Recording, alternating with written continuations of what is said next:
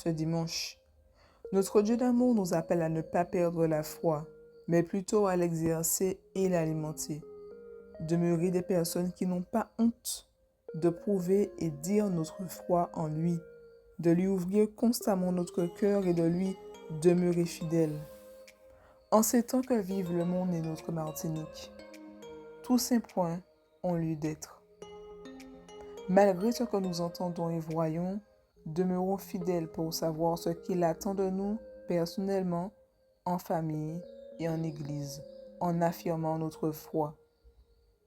Mettons notre foi en mouvement en priant pour les situations que le Seigneur nous fait la grâce d'entendre et de voir. Le Seigneur vous invite à vous inspirer totalement de lui. Il est l'unique et le véritable serviteur. À le prendre comme modèle. Attaché à lui dans tous vos moments d'épreuve. À tenir bon, il vous aime.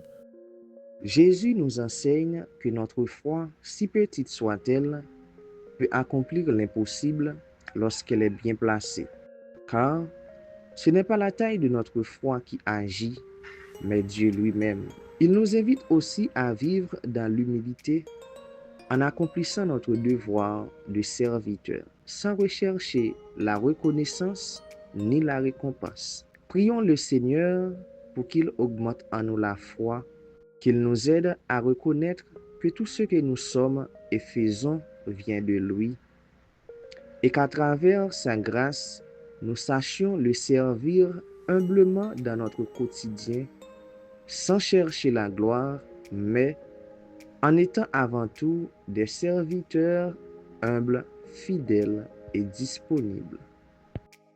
Alors, les textes de ces dimanches viennent pour nous permettre de faire un point avec nous, pour nous permettre de savoir jauger où nous en sommes dans notre patience, dans notre confiance en Dieu, et pour savoir si le désespoir n'aurait pas atteint notre âme, parfois.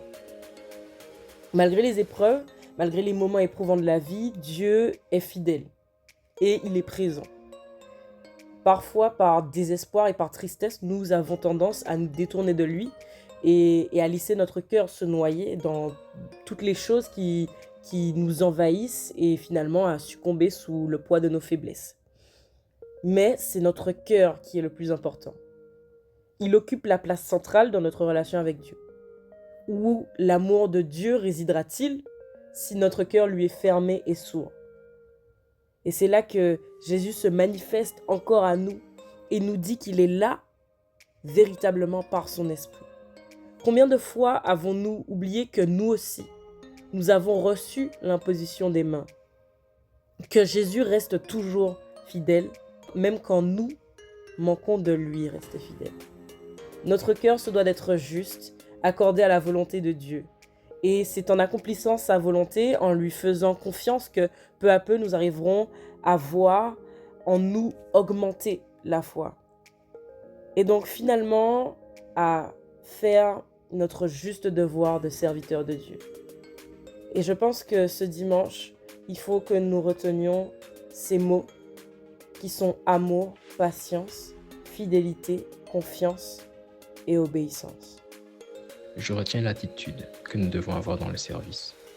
Car quand bien même nous ferons de grandes œuvres pour Dieu, des prédications de feu ou des actes de charité fort impactants, nous ne faisons en réalité que notre devoir. Il n'y a donc aucune gloire à en tirer, d'autant plus que c'est Dieu lui-même qui agit en nous. C'est le Maître qui assiste ses serviteurs dans la réalisation de leurs tâches. Ce Maître est si bon qu'il offre en salaire la vie éternelle à des gens qui ne sont même pas capables de faire seuls ce qu'il leur demande. De plus, le résultat qu'il obtient en nous impliquant, de par nos révoltes, est bien inférieur à ce qu'il aurait pu obtenir sans nous. Et ce Maître est si bon qu'il permet à nous qui ne sommes que poussière de l'appeler Père et ami.